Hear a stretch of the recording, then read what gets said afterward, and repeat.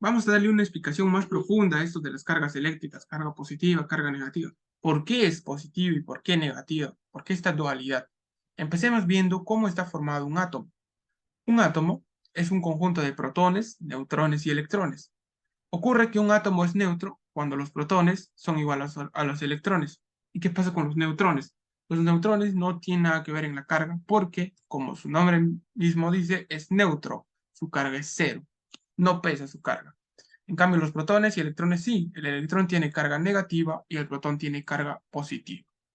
¿Qué ocurre cuando los electrones igual a protones? Entonces, este átomo es neutro.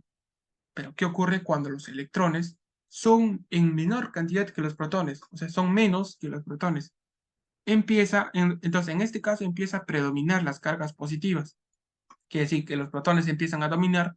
Por tal motivo, este átomo adquiere una carga positiva. Empiezan a dominar los protones, que tienen carga positiva. Por eso se le llama ion positivo o también se le conoce como catión. El ion negativo ocurre cuando este átomo tiene más electrones que protones. ¿Qué pasa si ese átomo gana electrones? Por ejemplo, acá está en neutro, te das cuenta que son 3 electrones y 3 protones. Pero si le doy un electrón más, empiezan a predominar los electrones.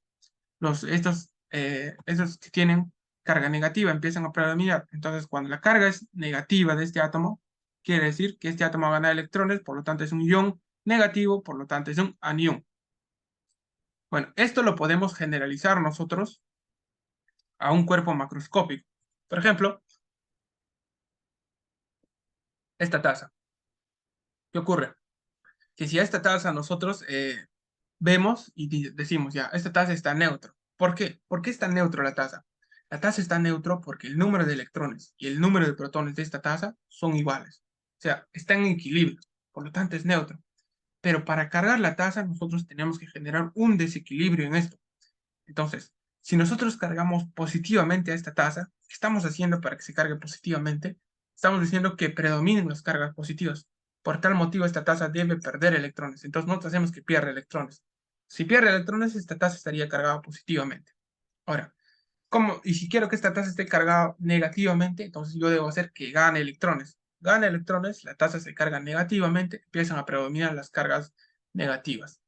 Eso es la generalización desde el átomo hasta un cuerpo macroscópico. Recuerda que este cuerpo macroscópico está formado por muchos átomos, una cantidad de millones de átomos. Ahora, vamos a ver nuestra primera ecuación, nuestra primera fórmula del curso, ¿no? De electrostática, que es carga es igual a número de electrones por la carga eléctrica del electrón. Esta fórmula va a ser nuestra primera arma, nuestro primer martillo de Thor que vamos a utilizar en una aplicación a continuación. Pero recuerda esto, ¿ya? Te lo he apuntado acá. Si la carga es positiva, hay una carencia de electrones, y así que predominan los protones. O sea, este átomo tiene más protones que electrones. Y si la carga es negativa, hay un exceso de electrones. Quiere decir que hay más cantidad de electrones que protones. Entonces predominan las cargas negativas. Bien, ya con eso, también te pongo unos valores que debes de conocer. Yo como estudiante sé que a veces uno se olvida, no te acuerdas los valores, y también hay algunos que tal vez nunca lo han visto, pero es necesario que te acuerdes estos valores ya, porque va a ser tu pan de cada día durante el curso. Carga eléctrica del electrón, acuérdate, búscate tu método de memorizarte, de recordar este valor, que la carga del electrón es menos 1,6 por 10 a la menos 19 coulomb, carga del protón es 1,6 por 10 a la menos 19 coulomb. Date cuenta acá que el electrón tiene carga negativa, el protón tiene carga positiva, pero son del mismo valor, solo cambia el signo. Acuérdate de eso. Y bueno, ¿cómo determinaron los científicos que el electrón tiene esta cantidad de carga? Pues esto lo determinó por primera vez Robert Millikan con su experimento de la gota de aceite, en el cual él midió las cargas de las gotas de aceite y se dio cuenta que eran múltiplos de este número, menos 1,6 por 10 al menos 19 coulomb.